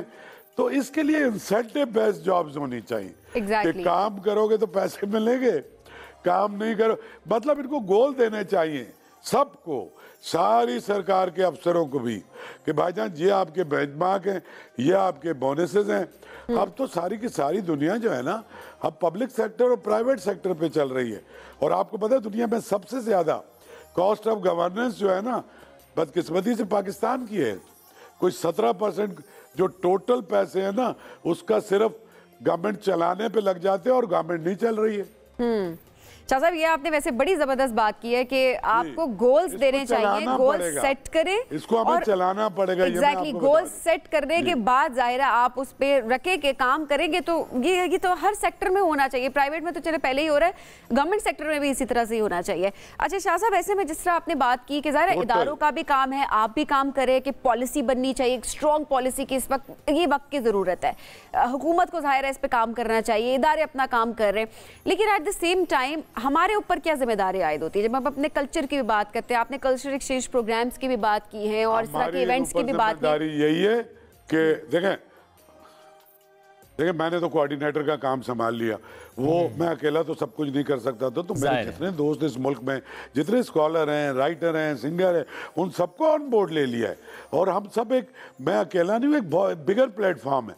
फिर अमेरिका, बरतानिया, यूरोप में बसने वाले जो पाकिस्तानी ओरिजिन के लोग हैं, उनको भी ऑन बोर्ड ले लिया है और उनके सामने अपनी तकरीरें वगरीरें झाड़ता रहता हूँ। और उनके अंदर हमसे ज़्यादा पाकिस्तानियत है, मैं आपको सच बता रहा हूँ। ये पॉलिसियाँ बहुत अच्छी बनाई जमाल शाह साहब ने, मरियम औरंगजेब फिल्म की पॉलिसी बनी, तो भाई इम्प्लीमेंटेशन कहाँ हुई? 1-1 अरब रुपया रखा गया कि ये यंग बडिंग डायरेक्टर्स को हम फिल्में बनाएंगे पाकिस्तान के ऊपर, लेकिन काम नजर नहीं आया, बनेगी। 1 रुपया तो आज तक रिलीज नहीं हुआ। बजट में पैसे भी रखे जाते हैं, लैप्स कर जाते हैं, रिलीज नहीं होते। उसका यह है कि निज़ाम नाकारा है, उसके अंदर उसको ठीक करना पड़ेगा। बहुत सारी पॉलिसियां बना के रखी हुई, सारे मुल्क के आर्टिस्ट आए थे, फिल्म पॉलिसी बनी थी। फिल्म पॉलिसी में क्या इम्प्लीमेंटेशन? सब पॉलिसी का बन जाना, बजट में मख्तस हो जाना, फिर भी काम का ना होना। आपने कहा निज़ाम की खामी है, असल में रुकावट कौन आज होता है? वो शख्स होता है, वो इदारा होता है? मैं आपको एक बात बताऊं ना। जी जी। आप दो लोग जो जॉब कर रहे हैं हम टीवी के अंदर, अभी मॉर्निंग शो में हैं, तो आप मुझे ये बताएं कि आपके प्रोग्राम से अगर वैल्यू फॉर मनी ना निकले, हम टीवी को फायदा ना हो, तो 1 मिनट आपको रखेंगे? वो नहीं रखेंगे ना। तो ये तो हर जगह होता है शाह साहब, अगर आप काम करते हैं तो आप जिस चीज का फायदा नहीं है उसको तो कोई भी नहीं ओन कर रहा। पर सरकार में ऐसा नहीं है ना, सरकार में सरकार में नहीं है बिल्कुल भी ऐसा। बिल्कुल। और मैं कह रहा हूँ हमारे बहुत अच्छे सरकारी अफसर हैं, उनके मसला भी है, उनके ऊपर खौफ की तलवार भी लटक गई है। अभी पिछले गुज़श्ता सालों में 12 ग्रेड 15 ग्रेड का आदमी 22 ग्रेड के अफसर को, नैब का साला एक इंस्पेक्टर कहता है कि जी तुम मेरे दफ्तर आ जाओ। तो पूरी जो माइंडसेट ये बना कि यार अच्छा काम करके भी अगर कुछ जेलों में ही जाना है तो काम ना करने पे तो कोई सजा भी नहीं मिलती है। और शाह साहब एक मसला और भी है इन इदारों में, काम ही नहीं करेंगे। जो कोई काम करना चाहे उसके लिए और मुश्किलात खड़ी कर दी जाती हैं ना, उसे काम करने दिया जाता है। यस यानी वो मामला ना कि ना खुद करेंगे ना किसी को करने देंगे, अगला क्रेडिट ले जाएगा। दूसरी एक बात वो ये है कि पाकिस्तान में कुछ चीज़ों पे कंटिन्यूटी होनी चाहिए पॉलिसीज़ में, चाहे ए पार्टी की हुकूमत हो, बी पार्टी की हुकूमत हो, सी पार्टी की हुकूमत। नेशनल इंटरेस्ट की कुछ चीज़ें, आपकी फॉरेन पॉलिसी, आपकी डिफेंस पॉलिसी, आपकी इंटरनल पॉलिसी, आपकी कल्चर की चीज़ें, कुछ 6-8 चीज़ें दुनिया भर में को ये जो इंडिया आप कहते हैं शाइनिंग इंडिया, इतने 100 बिलियन ट्रिलियन डॉलर की इकॉनमी, इसकी बुनियाद कांग्रेस के प्राइम मिनिस्टर मनमोहन सिंह ने डाली थी, जो आज आपको दुनिया की तीसरी चौथी बड़ी इकॉनमी नजर आ रही है। हमारे यहाँ बदकिस्मती से गवर्नमेंट बदलती है, पॉलिसी आप लोगों को बदल दें, आप अपनी मर्जी के लोगों को ले आएं जो आपको पसंद है, जो ब्यूरोक्रेट्स, जो दूसरे लोग, जो वजीर, लेकिन जो पॉलिसीज है ना नेशनल इंटरेस्ट की, उसका इख्तियार ही नहीं होना चाहिए कि जो पॉलिसी, अगर हमारी फाइनेंस की पॉलिसी एक रहती, अगर हमारी एग्रीकल्चर की पॉलिसी हमारे मुल्क में इतनी, हमने तो रिसर्च, साइंटिफिक रिसर्च पे काम ही कोई नहीं किया, हमने एजुकेशन पे काम ही कोई नहीं किया, हमने अनस्किल्ड वर्कर सारी दुनिया में उनको स्किल करके trillions of dollar as human resource utilize करते हैं। हमारे पास ह्यूमन रिसोर्स है लेकिन हमने उस तरीके से यूटिलाइज नहीं किया, ना स्किल किया। बहुत अहम बातें। और जिस डॉक्यूमेंट का जिक्र आपने किया कि आप एक डॉक्यूमेंट पर काम कर रहे हैं, ज़रा वो पॉलिसी मेकिंग है जिसके लिए बहुत अहम है कि बहुत से इदारे मिलकर उस पर फिर आगे इंप्लीमेंटेशन की तरफ जाएं। कोशिश करेंगे शाह साहब किसी नशिस्त पे इस पर जरूर बात भी करें कि वो डोक्यूमेंट इतना है, उसकी सिग्निफिकेंस है। शाह साहब वक्त बड़ा मुख्तसर था, बहुत शुक्रिया शाह साहब, बहुत शुक्रिया साथ मौजूद थे। और ज़ाहिर जिस खदमात हैं आपकी अपने डोमेन में उसको हम सराहते भी हैं और ये बड़ी अच्छी बात है। यू आर वेरी एनर्जेटिक और आप और बहुत सा काम करना चाहते हैं। अल्लाह आपको हिम्मत ताकत दे। नाज़रीन आगे बढ़ेंगे और एक ऐसे कौमी हीरो की बात करते हैं जो आज से तकरीबन 10 साल पहले कोयटा से कराची आए थे। कराची आए और वहाँ पर आकर चाय के होटल में काम शुरू किया और इस दौरान उन्होंने सोचा कि नहीं मुझे कुछ करना है और उन्होंने मिक्स मार्शल आर्ट्स को चुना। और ऐसे में ज़ाहिर है मिक्स मार्शल आर्ट करना, इसको परस्यू करना, उसमें बहुत सी चीज़ें इन्वॉल्व होती हैं, लेकिन जो फाइनेंशियल हर्डल्स आती हैं और कैसे वो आपके रास्ते रोकती हैं ये हम सब जानते हैं। लेकिन उन्होंने कहा नहीं मैं कोशिश जारी रखूँगा। और उन्होंने किस तरीके से अपने स्किल को यूटिलाइज़ किया, भले वो साथ चाय के होटल में काम करते रहे, स्टिल वो करते हैं, लेकिन कैसे वो चैम्पियन बने आज हम इसकी बात कर लेते हैं। और वर्ल्ड मुए थाई चैम्पियनशिप इसकी हम बात करेंगे। 2023 के भी चैम्पियन हैं ये और अभी रिसेंटली इन 2024 कैसे मेहनत से कामयाबियों से समेट रहे हैं, आर्मी सतह पर पाकिस्तान का नाम ही रोशन कर रहे हैं। और जो बैंकॉक जिसका मैंने बात की कि लास्ट अभी 2024 में इन्होंने वर्ल्ड मुए थाई चैम्पियनशिप जीती है, तो आज आगा कलीम साथ मौजूद हैं। बिल्कुल जी आगा कलीम, बहुत शुक्रिया प्रोग्राम में हमें जुड़ने के लिए। आगा 2023 और अब फिर 2024 दोनों में जाहिर है आपने मेडल अपने नाम किया है, कैसा फील कर रहे हैं और अपनी इस पूरी जर्नी को किस तरह से देखते हैं? मैं अल्लाह ताला का बहुत शुक्र अदा करता हूँ जिसने मुझे अच्छी उसको हिम्मत दी, हौसला दिया। अल्हम्दुलिल्लाह मैंने 2023 का भी अल्हम्दुलिल्लाह वर्ल्ड मुए थाई चैंपियनशिप विन किया, जिसमें उस टाइम 40+ कंट्रीज आई थी अल्हम्दुलिल्लाह और 600 प्लेयर्स आए थे। और एज अ पाकिस्तानी एंड अल्हम्दुलिल्लाह इन 51 kg ग्रेड मैंने पाकिस्तान को रिप्रेजेंट किया और वर्ल्ड मुए थाई चैंपियनशिप में अल्हम्दुलिल्लाह मैंने गोल्ड मेडल विन किया। और इसके अलावा अभी 2024 में जो है ना फिर 40+ कंट्रीज आई हुई थी जिसको होस्ट किया है अमेरिका ने और अल्हम्दुलिल्लाह इसमें जो है मैंने फिर टू फाइट्स मैंने खेली है। एक खेली मैंने कजाकिस्तान के साथ जो 3 टाइम वर्ल्ड चैंपियन था, और एक जो मैंने लास्ट फाइट मैंने खेली वो चैलेंज फाइट थी, क्योंकि उसने मुझे बड़ा हर्ट किया, मुझे चैलेंज किया, वो था नेपाली, और उसको अल्हम्दुलिल्लाह मैंने जो है सिर्फ 40 सेकंड के अंदर नॉकआउट किया, और एक बार फिर अल्हम्दुलिल्लाह मैंने वर्ल्ड मुay थाई चैंपियनशिप के अंदर जो है ना गोल्ड मेडल विन किया। जो सर देखो बात इसी होती है कि सपोर्ट की बात, जब तक आपको सपोर्ट नहीं मिलता है आप कभी जो ना आगे नहीं खेल पाते हो। मुझसे लोगों ने बड़े वादे किए, गवर्नमेंट ने वादे किए, मुझे बुलाया, तस्वीरें खिंचवाई, वीडियो बनाई, मुझे कुछ नहीं किया। मुझसे से वादे किए, बड़ी बड़ी लोगों ने मुझे बुलाया, मुझसे कुछ नहीं किया। तो इस दौरान जिसने मुझे सपोर्ट किया, जो मेरी कंपनी है Aeon and Trisl, sir Saleem Ahmed Karsaz और सर अली गिलानी ने मुझ पर बड़ा भरोसा किया, बिलीव किया। उनको मैंने कहा सर आप मुझे एक मौका दें, मैं आपसे वादा करता हूँ इंशाल्लाह ताला जो है मैं वर्ल्ड मुay थाई चैंपियनशिप के अंदर अल्हम्दुलिल्लाह एक बार फिर मैं गोल्ड मेडल लेकर आऊंगा। क्योंकि सर सलीम ने मुझे खुद अप्रोच किया ट्विटर पे कि उन्होंने मेरी हार्ड देखी, मेरी डेडिकेशन देखी कि यार ये बच्चा लगा हुआ है, ठीक है, मेहनत कर रहा है, हार्ड वर्क कर रहा है। तो उसके बाद सर सलीम अहमद कारसाज ने मुझे बुलाया और मुझे कहा कि भाई आपका नेक्स्ट इवेंट कब आ रहा है। मैंने कहा सर नेक्स्ट इवेंट जो है मेरा मार्च में आ रहा है। तो उन्होंने मुझे जो है वहाँ पर टिकट दिया, मुझे रिहाइश के लिए वो टिकट दिया, रिहाइश दी। अल्हम्दुलिल्लाह मैंने जो है 2 फाइट्स विन किए, एक कजाकिस्तान के खिलाफ और एक नेपाल के साथ। अल्हम्दुलिल्लाह मैंने गोल्ड मेडल हासिल किया। लेकिन इस दौरान चूंकि आपने खुद भी जिक्र किया कि आपको सपोर्ट एंड पे ज़रा मिल तो गई, लेकिन फिर भी आई गेस आपके कोई कोच नहीं थे, कोई कोच साथ नहीं गए थे, और वहाँ पर ये बड़ा मसला रहा आपके लिए कि कोच नहीं था। फिर गालिबन इटली के कोच ने आपको सपोर्ट किया वहाँ पर। बिल्कुल सर, जो वो थे मेरे इटली के कोच थे, उन्होंने मेरी कोचिंग की, बस क्योंकि मेरे पास कोच नहीं था। मेरे जो उस्ताद थे इकरार टाइगर, उनके पास उनका वीजा लगा हुआ था और जो है ना उनके पास टिकट के पैसे नहीं थे, वो रह गए। आप सर आप यकीन करें, जब मेरी फाइट थी मेरे पास मेरा कोच नहीं था। मेरी कोचिंग करने के लिए वो इटली का कोच आया, बोला भाई मैं आपके साथ कोचिंग करता हूँ, आपके साथ कोच नहीं है। तो उस दौरान जिसने मेरी कोचिंग की, जो उसका मैं बड़ा शुक्र अदा करता हूँ, उसने मुझे बड़ा जो है ना मुझे मेरा मसाज किया जो है ना बर्फ से, और मुझे पानी पिलाया, क्योंकि ये बहुत मेहनत किरदार होता है। अगर आपके पास कोच ना हो तो आप जो है ना कभी जो है ना आगे नहीं खेल पाते हो। सही, तो जाहिर है वो सपोर्ट आपको मिली। अच्छा, अगर यहाँ पर आपने जिस तरह जिक्र किया कि हुकूमत ने आपको बुलाया भी, आपके साथ तस्वीरें भी बनाई और उसके बाद वादे किए, और वो क्या वादे थे जो कि पूरे नहीं किए? किसने किए? किसने बुलाया था, किसने वादे किए और कौन से वादे पूरे नहीं हुए? मुझे जो है ना उसने बुलाया था, कराची के मेयर मुर्जा वहाब साहब ने ऑफिस बुलाया, जो है ना मुझे वहाँ पर मेरे लिए 10 लाख रुपए का ऐलान किया था, मगर वो अभी तक जो है मुझे नहीं मिले। शायद वो भूल गए हो या कोई ऐसा नहीं मिला। मैं अभी मेयर कराची मुर्जा वहाब साहब ने आपको बुलाया, 10 लाख का वादा किया, नहीं मिला, उसके अलावा नहीं मिला। बिल्कुल, अभी जो है ना कराची के मेयर, मैं आपकी वीडियो की तौसीफ से रिक्वेस्ट करूंगा सर, जो है ना वो आप जो ऐलान किए थे मेरे लिए सर, वो मुझे काइंडली दे दीजिए सर। इससे ये होगा कि मेरे 3-4 इवेंट आराम से हो जाएंगे। आप 10 नहीं, ये बहुत अहम है। आप जैसे मर्जी पैसों को यूटिलाइज करें, जो ऐलान हुआ है वो पूरा होना चाहिए। मेयर कराची मुर्जा वहाब साहब के अलावा किसने और वादा किया? इस तरह मैं बहुत से लोगों ने जो है ना मुझसे वादे तो किए, मुझे बुलाया, अपने ऑफिस बुलाया, तस्वीरें खिंचवाई मेरे साथ, जो है ना वीडियोस बनाई, और जो है ना फिर कुछ रिस्पांस नहीं मिला।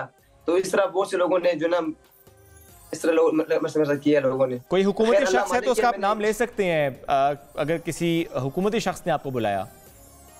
नहीं, हुकूमती शख्स नहीं था, उसके अलावा तो ठीक है। चलिए, वैसे ये बड़ी अफसोस की बात है कि आपके कोच ट्रैवल नहीं कर सके क्योंकि उनके पास पैसे नहीं थे, और आप जा भी रहे खेलने, विन करने भी जा रहे हैं, तो आप पाकिस्तान के लिए जा रहे हैं। ये बड़ी अफसोस की बात है। और आप जैसे कितने एथलीट्स हैं जिनकी जो हम बात कर रहे होते हैं, तो वो एथलीट्स जब आकर इस तरह की बातें करते हैं हमारे सामने कि हमारे पास रिसोर्सेज नहीं है या हम अपने बलबूते पे जाकर अपना काम करें, तो जाहिर है ये लम्हा फिक्रिया है हुकूमत के लिए। बिल्कुल ऐसा ही है। अच्छा, अगर इसके साथ साथ अगर आजकल की आपसे पूछूं, मैं कहता हूं अगर गवर्नमेंट की तरफ से हमें सपोर्ट मिले जाए पाकिस्तान, तो आप बहुत कुछ कर सकते हैं, इसमें कोई शक नहीं है। ज़ाहिर आप अपनी मदद आप भी जा रहे हैं, करके आ रहे हैं। अगर अभी अभी जिंदगी कितनी मुख्तलिफ है, यानी अगर मैं आप 10 साल पहले की ज़िंदगी की बात करूं, जब आप कोयटा से कराची आए, होटल में काम स्टिल आप करते हैं, बट अभी जिस तरह आप इंटरनेशनल ट्रैवल करते हैं, इवेंट्स में जाते हैं, जीत कर आते हैं, ज़िंदगी कितनी मुख्तलिफ हुई है? बिल्कुल, जब मैं 10 साल पहले कराची आया था काम से, मैं होटल पे काम करता रहा, तो 5 साल पहले जब मैंने एकेडमी ज्वाइन की, लोगों ने मुझे बोला यार आप क्या करो, क्या आपने एकेडमी ज्वाइन किया, अपना काम रोजगार करो, इसमें कुछ नहीं रहेगा, वो आप कुछ नहीं कर सकते हो। मुझे लोगों ने बहुत डिमोटिवेट किया, मगर जो है मैंने उसको अपने कमजोरी समझी। अल्हम्दुलिल्लाह मैंने उसको, मैं 12 घंटे होटल में काम भी करता रहा, ठीक है, अभी भी कर रहा हूँ, क्योंकि मुझे कोई जॉब नहीं मिली, कोई सरकारी नौकरी मुझे नहीं मिली, मैं भी जॉब कर अपने होटल में जॉब कर रहा हूँ, ठीक है। और इसके अलावा मैंने अपने एक एरिया में एकेडमी खोली हुई है, तो वहाँ पर मैं अपने बच्चों को फ्री ऑफ कॉस्ट जो है ट्रेनिंग करवाता हूँ। जिनके पास फीस होती है वो मुझे फीस देते हैं, जिनके पास नहीं होती है मैं उनसे नहीं लेता हूँ, क्योंकि मुझे पता है जो मुझे गुजरी है मैं नहीं चाहता हूँ किसी और पे गुजरे। तो इस वजह से जो है ना मैं किसी बच्चों तक फीस भी नहीं लेता हूँ, जो मुझे देते हैं वो मुझसे ले लेता हूँ। मैंने सामान यूज करने दे देता हूँ, जो मेरा सामान जाती स्पोर्ट्स का। अच्छा, मैं चाह रहा हूँ इतने मेडल्स, तो बड़ी बड़ी बेल्ट्स आपने जो इस वक्त अपने साथ कैरी भी की हुई हैं, थोड़ा सा बताएं कौन ये दर्जनों मेडल्स हैं, बहुत से आपके सीने पर हैं, बहुत से आपके हाथ में हैं। कितने इसमें नेशनल मेडल्स हैं, कितने इसमें इंटरनेशनल मेडल्स हैं? इसमें जो है ना 5 इंटरनेशनल मेडल हैं, 5 इंटरनेशनल हैं, और उसके अलावा दो नेशनल चैंपियनशिप के भी 2 नेशनल है, और एक एशियन चैंपियनशिप का है, और एक आल कराची का है, 5 टाइम आल कराची, 5 टाइम आल सिंध, 2 टाइम तोई, 2 टाइम वुशु। अल्हम्दुलिल्लाह मेरी 30 प्लस अल्हम्दुलिल्लाह मैंने फाइट्स के लिए, और जिसमें जो मेरी विनिंग स्ट्राइक है वो अल्हम्दुलिल्लाह 28 है। माशाल्लाह माशाल्लाह, जबरदस्त। अल्लाह आपको बहुत कामयाब करे, और जिसने वादे किए हैं वो पूरे करे, और जिसका फ़र्ज़ है वो फ़र्ज़ अदा करे आपको सपोर्ट करने से मुताल्लिक, कि हम इस प्लेटफॉर्म के थ्रू भी कहेंगे। नाजरीन, एक ब्रेक की तरफ जाना है। बहुत शुक्रिया आगा, आप कुछ कहना चाहते हैं? यहाँ पर मैं कुछ लोगों का शुक्रिया अदा करूंगा। मेरे एहसन भाई जो फ्रॉम यूएसए, उन्होंने मुझे बड़ा सपोर्ट किया स्टार्टिंग में, और अल्हम्दुलिल्लाह अभी भी कर रहे हैं, जिन्होंने ट्रेनिंग कैंप के लिए मुझे सपोर्ट किया। और उसके अलावा आमिर शेख भाई है जिन्होंने सपोर्ट किया। ये वो लोग सर एहसन अहमद जो है मेरे बड़े भाई है, इन्होंने मुझे उस टाइम सपोर्ट किया है जब मेरे पास कोई बिल्कुल कुछ था ही नहीं, कुछ भी नहीं था। तो ये बहुत अच्छी बात है, आप उन्हें ज़ाहिर रिकॉग्नाइज भी कर रहे हैं। सपोर्ट सिस्टम ज़ाहिर होना बड़ा जरूरी है। अगर आपको और कामयाब करे, बहुत शुक्रिया प्रोग्राम में ज्वाइन करने के लिए। नारे ब्रेक की जानिब स्टे विद अस। हाँ, हम टीबी का खात्मा कर सकते हैं, इस नारे के साथ आज वर्ल्ड टीबी डे मनाया जा रहा है, जिसका मकसद इस खतरनाक मर्ज के बारे में आगाही फैलाना और इसकी रोकथाम के लिए की जाने वाली कोशिशों को उजागर करना है। बदकिस्मती से पाकिस्तान का शुमार उन ममालिक में किया जाता है जहाँ इस मर्ज की शरह बहुत ज़्यादा है। मुल्क में हर साल टीबी के 6 लाख से ज़ायद केसेस रिपोर्ट होते हैं, और केसेस के लिहाज से पाकिस्तान दुनिया का 5वां बड़ा मुल्क है। तो आज इसी हवाले से हम बात करेंगे कि किस तरह से इसको हम कम कर सकते हैं और लोगों में कितनी अवेयरनेस हम क्रिएट कर सकते हैं। तो हमारे साथ इस वक्त मौजूद हैं डॉक्टर सोहेल नसीम। डॉक्टर साहब, बहुत शुक्रिया प्रोग्राम में ज्वाइन करने के लिए। डॉक्टर साहब, ज़ाहिर पाकिस्तान के जितने भी जो स्टैट्स हैं वो हमने रखी, 6 लाख से ज़्यादा केसेस रिपोर्ट हो रहे होते हैं, 5वां बड़ा मुल्क है। सो ऐसे में अभी तक लोगों को क्यों नहीं पता? क्या वो बहुत सारे लोग हैं जो इलाज की तरफ जाना नहीं चाहते, अब तक यही सोच रहे होते हैं हाँ टीबी का कोई इलाज नहीं है, डॉक्टर के पास जाने का कोई फ़ायदा नहीं है? राइट, एक्चुअली इसके कई फैक्टर्स हैं। एक तो आप अगर स्टैटिस्टिकली इंटरनेशनली देखें ना, तो about there 1.7 billion people in the world who are suffering from TB. Majority are in developed countries जैसे India, Pakistan, African countries, and also in जो आपके साउथ एशियन कंट्रीज़ हैं, Laos, Cambodia, Vietnam type. So this is a disease which is spread basically in poor people. Okay. Poverty के साथ उसका direct relation है, यानी कि ओवरक्राउडिंग लिविंग सिचुएशन, पॉवर्टी, अच्छा खाना ना मिलना, वज़न आपका कम होना, वो ये सारे रिस्क फैक्टर्स होते हैं। Okay. तो उन लोगों की एक्सेस टू मेडिकल हेल्थ भी जो है ना वो बहुत रिस्ट्रिक्टेड होती है अनफॉर्चुनेटली। यानी उनको कोई बीमारी, खांसी है, 6-6 महीने खांसी है, लेकिन वो डॉक्टर के पास नहीं जाते। टेस्ट कब कराना चाहिए जी? टेस्ट कब कराना चाहिए? एक्चुअली टेस्ट टीबी का तो अगर कोई भी पर्सन है जिसको उसके 3-4 कार्डिनल सिम्टम्स हैं, एक तो फीवर रोज़ाना होना, खांसी होना, मुसलसल खांसी के साथ बलगम आना, एंड जब थोड़ी बीमारी बढ़ जाती है तो खून आना खांसी के साथ। उसके अलावा वेट का कम होना, भूख ना लगना। ठीक है। सो whoever has these symptoms जो persist कर रहे हैं 2 हफ्ते 3 हफ्ते, तो उसको टेस्ट करवाना चाहिए। टाइप्स भी होती हैं इसकी? जी, देयर आर 2 बेसिक टाइप्स। एक होती है जिसको हम एक्टिव टीबी कहते हैं, जिसमें ये सारे सिम्टम्स होते हैं, और एक होती है लेटेंट टीबी। लेटेंट टीबी का मतलब है कि यू आर अ कैरियर, यानी आप जब आपके अंदर जरासीम गया लेकिन उसने अभी बीमारी नहीं की है, वो आपके अंदर कैरी कर रहे होते हैं आप उसे। और ड्यूरिंग योर लाइफ व्हेन आपकी इम्यूनिटी डाउन होती है बिकॉज ऑफ सम रीज़न, जैसे वज़न आपका ज़्यादा कम हो, स्ट्रेस में है, जैसे टीबी, डायबिटीज़ हो गई, किडनी ख़राब हो गई, HIV हो गई, कोई भी रीज़न जिसकी वजह से इम्यूनिटी कम हो, तो फिर वो अंदर से एक्टिव हो जाता है। उसके लिए दोबारा एक्सपोजर की जरूरत नहीं होती। And majority of the TB is that latent TB. ठीक है कि पहले से होती है, बाद में एक्टिव हो जाती है। बाद में एक्टिव। टीबी किस किस अंदाज से फैलती है घर में आसपास जो कॉन्टैक्ट पर्सन्स होते हैं? मोस्टली बाय कॉफिंग एंड जो आप खांसी करते हैं ना तो ड्रॉपलेट्स निकलते हैं जो हवा में जो है ना सस्पेंड हो जाते हैं। तो वो जो फिर जस्ट लाइक कोविड। हाँ जी, जो आदमी इनहेल करता है उसके लंग्स में चला जाता है और कभी डिजीज़ करता है और कभी डोरमेंट हो जाता है। डॉक्टर साहब, इलाज के हवाले से बात की जाए क्योंकि लोगों में अवेयरनेस अभी भी नहीं है कि इलाज इसका मुमकिन है, कितना टाइम लगता है और कब ये क्रिटिकल हो जाता है? राइट, देखिए इसमें तो डेफिनेटली इलाज मौजूद है। उसमें भी जो कॉमन टीबी है उसका तो बिल्कुल मुकम्मल इलाज है। 6 महीने इलाज करना होता है जो जिससे वो टीबी ख़त्म हो जाती है और इंसान हमेशा के लिए क्योर हो जाता है। कुछ लोगों में जिनके फेफड़ों में सुराख हो जाएंगे, ज़्यादा टीबी हो तो उनको 9 महीने का इलाज होता है। Then another aspect is multi drug resistant TB, जिसकी आजकल बहुत ज़्यादा बातें हो रही हैं क्योंकि फिर जब आप अगर वो जो है उसका 2 साल तक इलाज होता है, इंजेक्टेबल भी होता है, वो मुश्किल होती है ट्रीट करनी।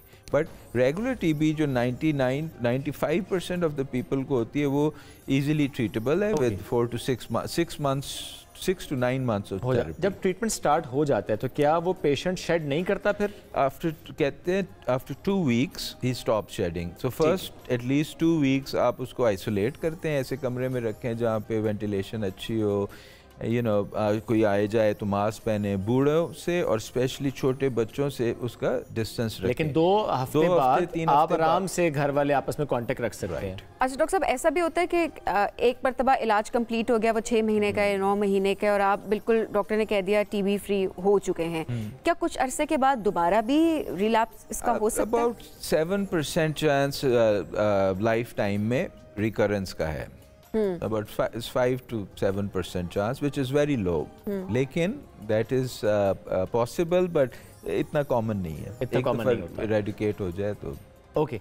अच्छा, ये भी कहा जाता है कि टीबी जैसे बोन्स की भी टीबी हो जाती है, किसी और ऑर्गन की भी टीबी हो जाती है, क्या वाकई ये होता है? जी जी, एक्चुअली जो आपका स्टार्ट हमेशा से लंग से होती है और फिर लंग से ब्लड के ज़रिए वो डिफरेंट ऑर्गन्स में फैलती है। एक लोगों को मेनिंजाइटिस हो जाता है, tuberculous meningitis, which is the most serious complication, जिसमें दिमाग के अंदर टीबी इन्फेक्शन करती है। उसके अलावा पेट की होती है, ठीक है, बोन्स की होती है, ये आपकी स्पाइन जो है कमर की हड्डी, उसकी टीबी इज़ कॉमन।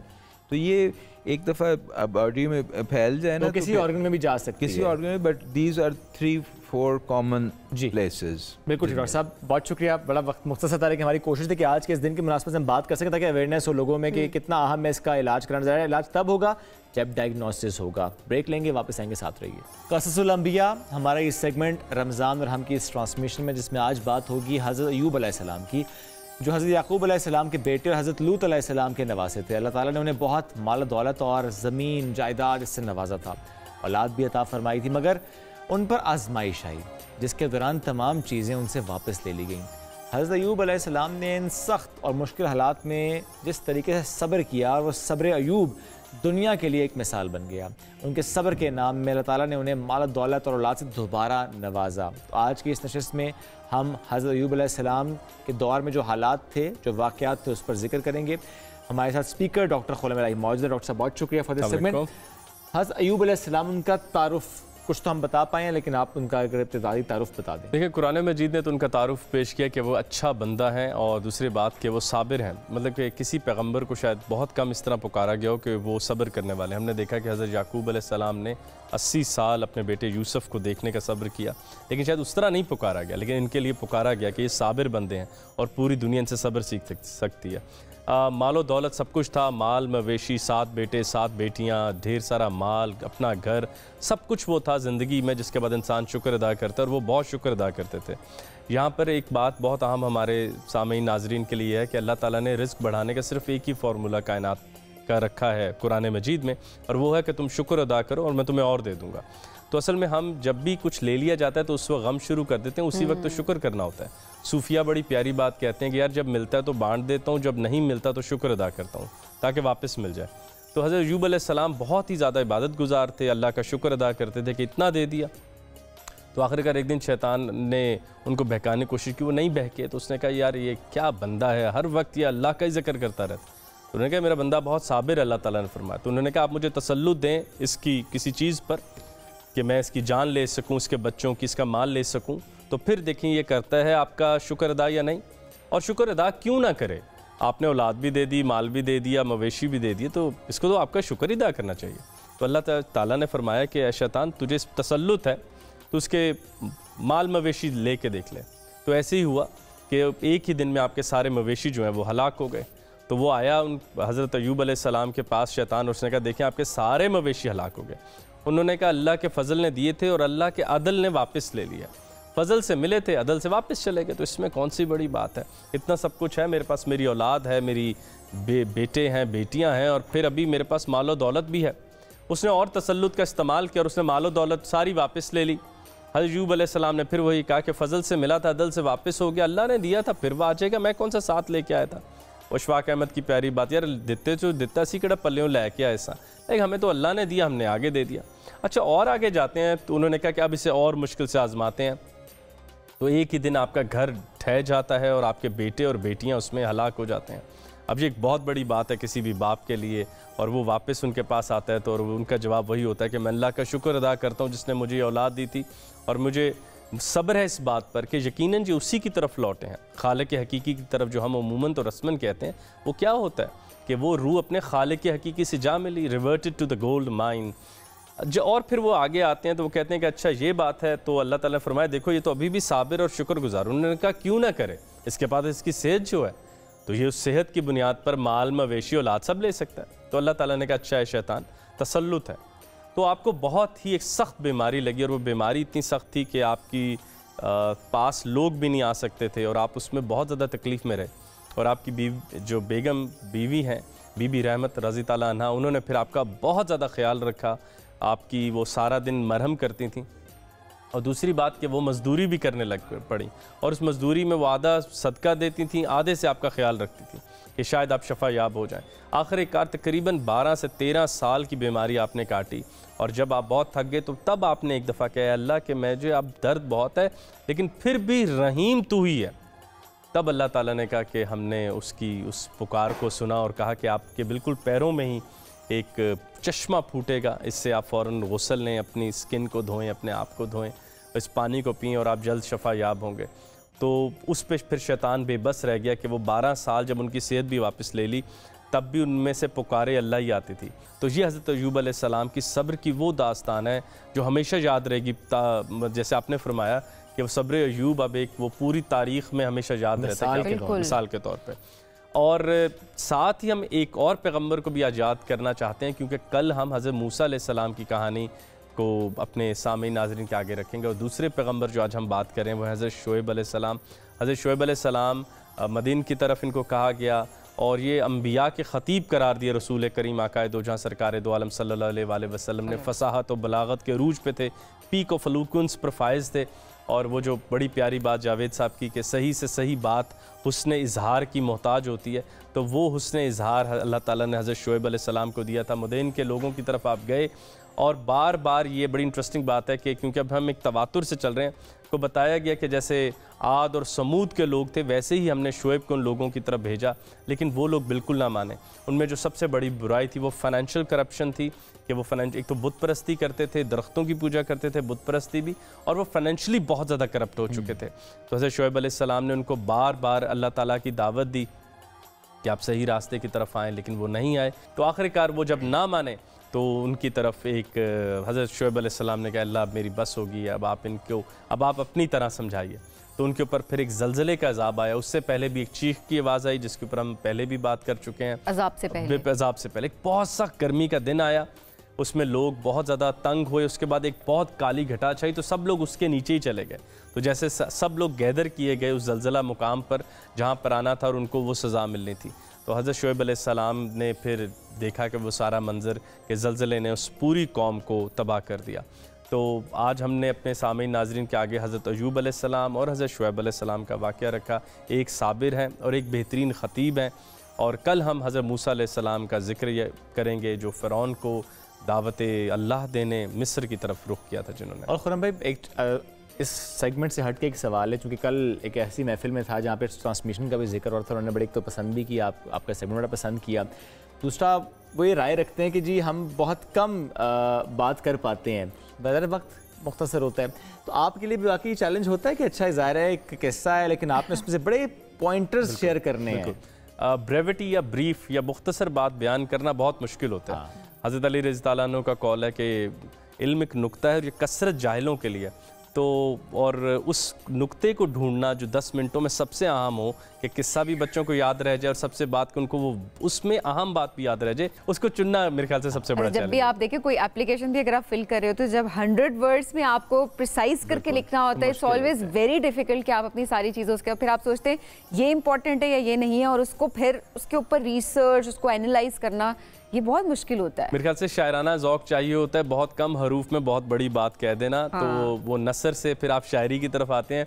तो मैं भी अमूमन जो नोट्स बना रहा होता हूँ तो ये देख रहा होता हूँ कि वो कौन सी बातें जिनका जानना बहुत ज़रूरी, जो कार्डिनल हैं इस वाक़े से जुड़ी हुई, तो वो कोशिश होती है कि सबके आगे रखें। माशाल्लाह बखूबी निभा रहे हैं। It's tough but I certainly enjoy. और हम यही तो सबसे सीख रहे हैं बिल्कुल कि भाई घबराहट थोड़ी पैदा करने, मुश्किल को फेस करना है, उससे निकल के आगे जाना होता है। और यही तो पैगंबरों की बातें हमें बता रही हैं कि आपने सब्र भी करना है और मुश्किल को देख के रास्ता थोड़ी बदलना है। बिल्कुल steering it back. Great Khurram भाई, बहुत शुक्रिया। साथ मौजूद थे क़ससुल अंबिया, हमारा खास सेगमेंट रमज़ान रहमत ट्रांसमिशन का, जिसको हम डेली बेसिस पर आपके लिए लेकर आएँ ताकि आप जो हमारे इस वक्त नाजरीन हैं, स्पेशली बच्चे, वो किस तरीके से इसको समझते हैं, सीखते हैं और फिर सवाल करते हैं। पर पेरेंट्स भी जब उनको जवाब देते हैं तो ज़रा वो खुद भी पढ़ते होंगे, जवाब देते होंगे, तो एक अच्छा सिलसिला शुरू हो जाता है। ब्रेक लेंगे नाजरीन, ब्रेक से वापस आते हैं, साथ रहिए। आज हम बात करेंगे बहुत ही इंपॉर्टेंट मौजू से जो कि हम सब इससे रिलेट कर पा रहे होते हैं। आज हम बात करेंगे सदक़े के बारे में, फितराने के बारे में और ज़कात के बारे में। किन किन लोगों पर यह फ़र्ज़ होता है, इसकी अहमियत क्या है, और अगर आप ये अदा नहीं करते तो फिर इसके कॉन्सिक्वेंसेस क्या है, इसकी शराइत क्या है,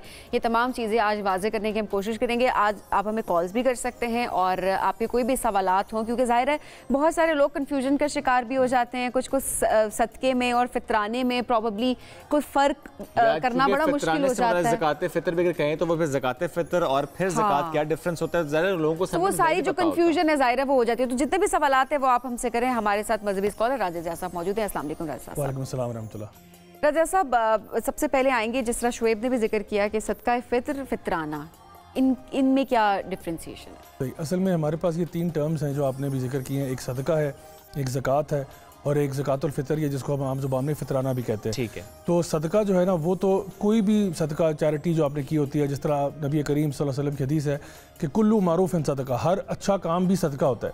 तो सदका जो है वो बज़ाते खुद ना सिर्फ मॉनेटरी या कोई पेमेंट होती है, बल्कि नबी करीम सल्लल्लाहु अलैहि वसल्लम की हदीस है कि अपने भाई के सामने मुस्कुरा देना भी सदका है, और रास्ते से कांटे वाली झाड़ी उठा देना भी ये भी सदका है। तो बेहतरीन सदका क्या है? बेहतरीन सदका ये कि जिस तरह के हदीस मुबारका में आता है कि पानी का कुआं जो है ना लगवा देना, यानी फॉर एग्जांपल पानी का सदका देना, या और भी बहुत सारे ऐसे सदका जिसको सदका जारिया कहा जाता है, यानी वो सदका जो सिर्फ वन टाइम पेमेंट ना हो आपकी, बल्कि वो लॉन्ग लास्टिंग हो। ठीक है। मिसाल के तौर पे आपने एक मस्जिद की तामीर में पैसे लगा लिए, अब जब तक मस्जिद जो है वो चलती रहेगी उसका अजर जो है आपको इंशाअल्लाह ताला कब्र में भी मिलता रहेगा। क्या क्या ऐसा भी होता है कि जान का सदका जान, माल का सदका माल? मैं इस पर्सपेक्टिव में पूछ रहा हूँ, जैसे कोई बीमार हुआ तो आपने सोचा कि अच्छा चलो मैं किसी जानवर का सदका करता हूँ, आपको माली को परेशानी है तो आपने माल का सदका किया, कि वाकई ये दुरुस्त होता है? नहीं, इसके अंदर कोई कैद नहीं है। अलबत्ता जो भी सदका हो अच्छा हो, खालिस अल्लाह ताला की रज़ा के लिए किया जाए, वो इंशाअल्लाह अल्लाह की बारगाह में कबूल है।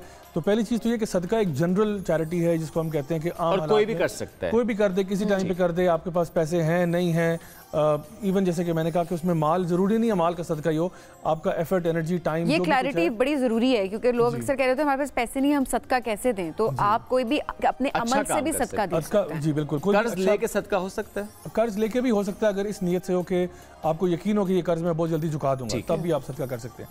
दूसरी चीज़ आती है ज़कात। ज़कात अब जो है ये बड़ी मखसूस किस्म की चैरिटी है, जो कि जिसके लिए ख़ास एक निसाब लेवल का आपके पास होना चाहिए, और फिर आप देते हैं। और वो ये होता है कि ये अमाउंट जो आपके पास है वो आपके पास 1 साल से पड़ा हुआ था, यानी कि 1 साल से सरप्लस था, और फिर उस पर आप ज़कात अदा कर रहे हैं।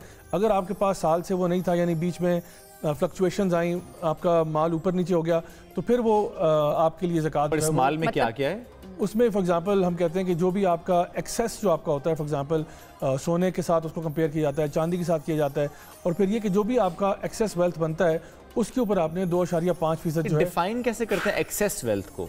ठीक है, वो हम ये कहते हैं कि जितना आपका निसाब लेवल है उससे ऊपर जो बनता है। और इसमें अब खास बात ये आती है कि देखें, ज़कात तो कुछ लोगों पे जनरली, बहुत सारे लोग जो कि आमतौर पे एक आप कह लें लोअर क्लास के अंदर होते हैं तो उनके ऊपर ज़कात फ़र्ज़ नहीं होती। लेकिन इसके साथ अब असल बात जो है वो ये है कि जो फितराना है, जिसको आमतौर पर ज़कातुल फ़ितर भी कहा जाता है, इसके लिए कोई निसाब लेवल नहीं है।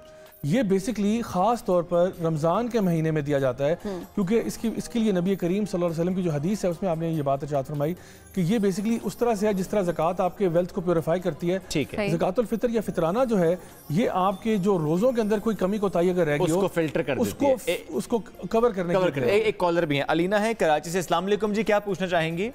अस्सलाम वालेकुम।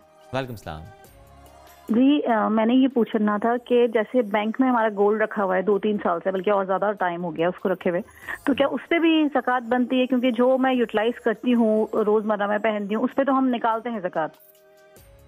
अच्छा जी, अगर रखा हुआ है तो क्या उस पर भी अदा थोड़ा सा उल्टा हो गया मेरा ख्याल है, क्योंकि जो आपके इस्तेमाल में इस पे तो इख्तलाफ पाया जाता है। जो आपने बैंक में रखा हुआ है ये आप समझ लें कि आपकी इन्वेस्टमेंट है और ये वो चीज़ है जो कि ऑब्वियसली उसकी वैल्यू बढ़ रही है। तो इसके बारे में इख्तलाफ उलमा में पाया जाता है कि जो सोना फॉर एग्जांपल इस्तेमाल में, मिसाल के तौर पे एक अंगूठी है, वो एक सेंटिमेंटल वैल्यू है, वो एक औरत पहनती है, या कोई सिल्वर की रिंग है वो पहनती है, तो उसके ऊपर बाज़ उलमा की राय ये है कि इस पे ज़कात देने की ज़रूरत नहीं है। या फॉर एग्जांपल अगर एक सिपाही के पास एक वेपन है और वेपन के अंदर कोई गोल्ड प्लेटिंग है, ये भी उसके इस्तेमाल की चीज़ है, वो इस्तेमाल करता है, इस पे ज़कात देने की ज़रूरत नहीं है। अलबत्ता वो गोल्ड जो जिसकी एक ऑब्वियसली एक इंट्रिंसिक वैल्यू है, जो बैंक में है, जो किसी टाइम पर भी कैश हो सकता है, ये आपकी समझ लें इन्वेस्टमेंट है। इसी तरह से जो भी चीज़ें आपके इस्तेमाल में, मिसाल के तौर पे आपकी गाड़ी है, आपके इस्तेमाल में इस पे ज़कात देने की ज़रूरत नहीं है। आपका घर है, आप उसमें रह रहे हैं, इस पे ज़कात देने की ज़रूरत नहीं है। लेकिन अगर आपकी कोई वेल्थ ऐसी है, फॉर एग्जांपल आपकी प्रॉपर्टी है या गाड़ियों का आपका कारोबार है, जिस पे फिर आप कुछ कमाते हैं, तो जो आप कमाते हैं फिर उसके ऊपर आप ज़कात भी देंगे, जो भी आपकी सरप्लस। जो आपके इस्तेमाल में चीज़ें हैं उस पर ज़कात नहीं है। नहीं, उस पर नहीं, वो चाहे घर है, वो चाहे गाड़ी। तो इसमें जैसे आपने खुद भी कहा कि गोल्ड के मामले में इख्तलाफ पाया जाता है। हाँ, कि जो आपके यूसेज में है या नहीं है, लेकिन ठीक है, ज़्यादा की राय मैं समझता हूँ यही है कि चूँकि वो भी एक रोज़मर्रा की चीज़, जिस तरह कपड़े हैं आपके या वो, तो इस पर ज़कात देने की ज़रूरत नहीं है।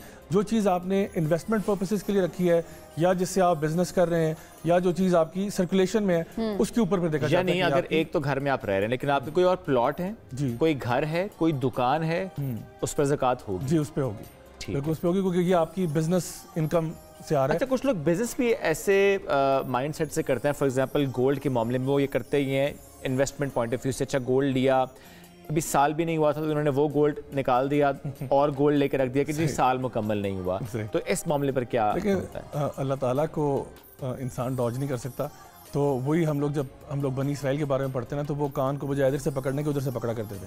तो असल बात यह कि अल्लाह ताला वाकिफ़ है कि आपके पास कितना वेल्थ है। अल्लाह ताला बखूबी ये बात जानता है कि आपके पास इतनी इस्तात है कि आपको ज़कात देनी चाहिए। लेकिन अगर आप कोई टेक्निकल लूप होल ढूंढ के करना चाहते हैं तो ये कोई मुनासिब चीज़ नहीं होगी। बहरहाल अल्लाह ताला सबको तौफीक दे। तो ख़ास तौर पे मैं समझता हूँ रमज़ान के एतबार से काफ़ी लोग इस कन्फ्यूजन का शिकार ज़रूर होते हैं कि जो फितराना है या ज़कातुल फ़ितर है वो अक्सर लोगों से कभी कभार रह जाती है, क्योंकि इसमें कुछ बड़ी माइन्यूट डिटेल्स हैं जिनका ख्याल रखना है। एक तो ये कि वो आपने ईद की नमाज से पहले अदा करनी है। ठीक है, अक्सर लोग ये कोताही करते हैं कि ईद की नमाज पढ़ते हैं, उसके बाद निकलते हुए कहीं ज़कातुल फ़ितर देते हैं। तो ये नमाज से पहले आपने नमाज से पहले, क्योंकि नमाज के बाद आप देंगे, ये नॉर्मल चैरिटी होगी। ज़कातुल फ़ितर का जो आपके ऊपर फर्जियत थी वो अदा नहीं हो सकी, क्योंकि ये आपने रमज़ान के समझ लें कि जो गलतियां कोताहियों की उनका कफारा एक तरह से आप अदा करते हो। लेकिन क्या ये अदा आपने आखिरी रोज़े की इफ्तारी के बाद और ईद की नमाज से पहले ही देना, उसी टाइम में? ये भी अच्छा सवाल है आपका। इसमें भी उलमा की राय पाई जाती है कि आप चाहे इसको, क्योंकि देखें हमारे पास इतनी लास्ट मिनट हमारे लिए कभी कभार करना बड़ा मुश्किल होता है, आप इसको 3 दिन पहले या 4 दिन पहले भी कर सकते हैं। ठीक। और क्या आपने करना है, बेसिकली ये एक सा होता है जिसको हमारे आजकल की अगर हम मेजरिंग क्वान्टिटीज़ में लेके आएँ तो ये तकरीबन 2.2 से लेके 2.5 to 3 किलोग्राम्स की कोई चीज़ बनती है। वो क्या है, नबी करीम सल्लल्लाहु अलैहि वसल्लम ने, यानी वो गंदम हो सकती है, वो जौ हो सकती है, किशमिश हो सकती है, खजूर हो सकती है, या इवन चावल वगैरह भी हो सकते हैं, क्योंकि जो भी उस जगह की जो स्टेपल डाइट होती है उसको एक सा जो उसका है वो इवन इमाम मालिक के ज़माने में उन्होंने तो बल्कि कहा कि मुझे वो ला के बर्तन दिखाओ जिसको आप एक सा बोलते हो।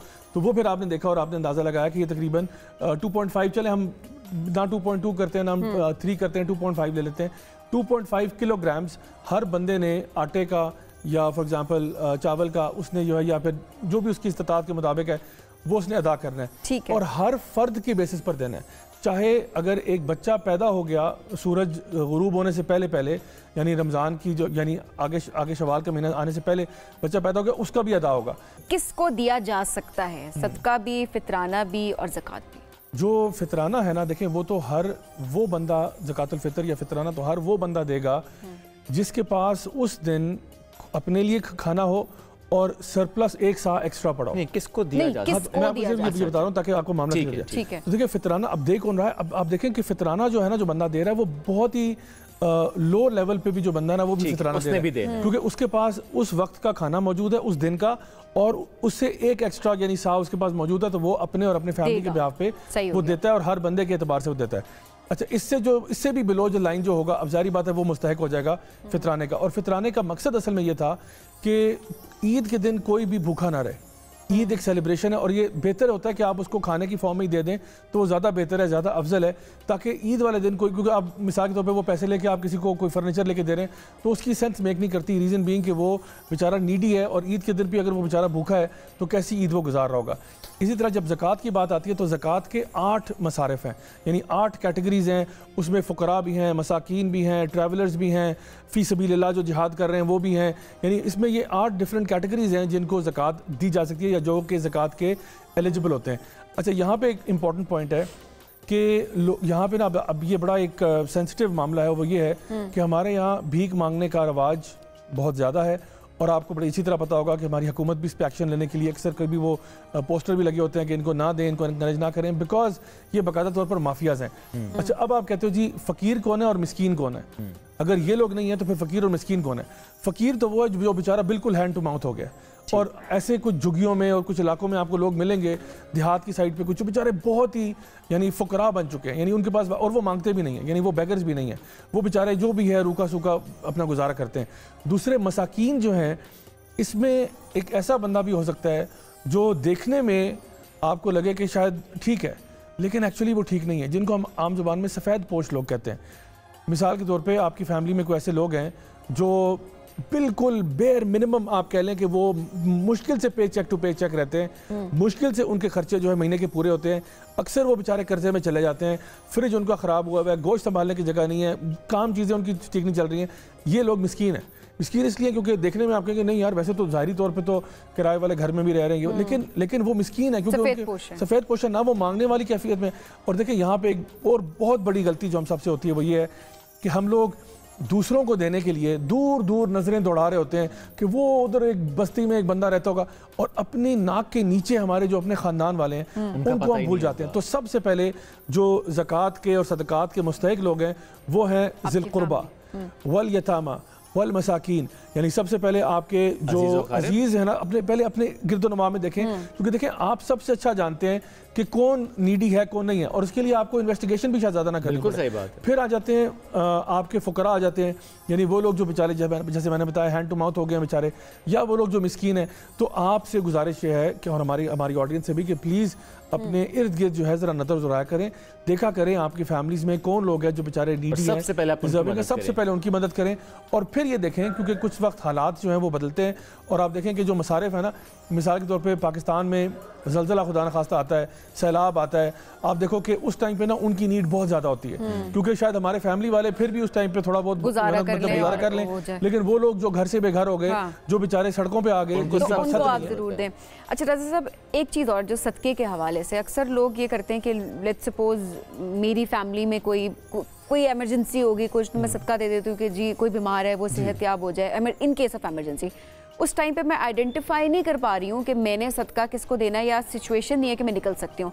तो ऐसे में लोग ये करते हैं कि वो नियत करके वो पैसे अलग कर देते हैं, ठीक है, और उसके बाद वो बाद में उसको अदा कर देते ताकि उस दौरान जो है वो किसी तरह की कोई आफत ना आए, कोई मुश्किल ना आए, तो क्या ऐसे भी होता है सबका कबूल हो जाता है सिर्फ नियत करने से? बेशक हो जाता है। आप जिस तरह से ना सिर्फ ये कि आप अपने पास एक किटी बॉक्स है आपके पास जिसमें आप डाल देते हो, या फिर कोई इदारे ऐसे होते हैं जिनको आप देते हो और वो इदारे जो हैं वो आपके बिहाफ पे डिस्ट्रीब्यूशन करते हैं, तो जाहिर बात है उन्होंने भी आपका कैश इमीडिएटली लेके तो डिस्ट्रीब्यूट नहीं कर रही है, लेकिन आपने चूंकि अलहदा कर दिया, साइड पे कर दिया, समझे कि वो आपने अल्लाह की राह में निकाल दिया और आपकी पूरी नीयत है कि मैंने इंशाल्लाह इनको अल्लाह की राह में। और क्या ये बताना भी चाहिए जिसको आप दे रहे हैं कि ये सदक़े के पैसे हैं, ये फितराना है, या ये ज़कात के पैसे हैं? सदक़े का नहीं बताना चाहिए, ज़कात का अलबत्ता जो है वो बता देना चाहिए, क्योंकि उसमें बेहतर चीज़ ये है क्योंकि वो बंदा खुद बेहतर जानता होगा। आपने चूंकि अपना एनालिसिस तो किया है, लेकिन बेहतर ये होता है कि उसको पता हो, क्योंकि शायद हो सकता है वो कहे कि जी मैं ज़कात का मुस्तहिक़ ही नहीं हूँ, आप मुझे दे रहे हैं, तो ये बेहतर होता है। और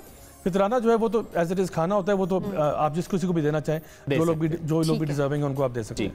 वैसा बहुत शुक्रिया, साथ मौजूद थे, अहम मौजू पर हमसे गुफ्तगू कर रहे थे। नाज़रीन एक ब्रेक की तरफ जाएंगे, ब्रेक से वापस आते हैं, साथ रहिए। हुकूमत ने एक फैसला किया है कि ताजरों पर इनकम टैक्स लगाया जाएगा और ये टैक्स दुकान की सालाना रेंटल वैल्यू के हिसाब से लिया जाएगा और दुकानदार को सालाना कम से कम 1200 रुपए टैक्स देना होगा।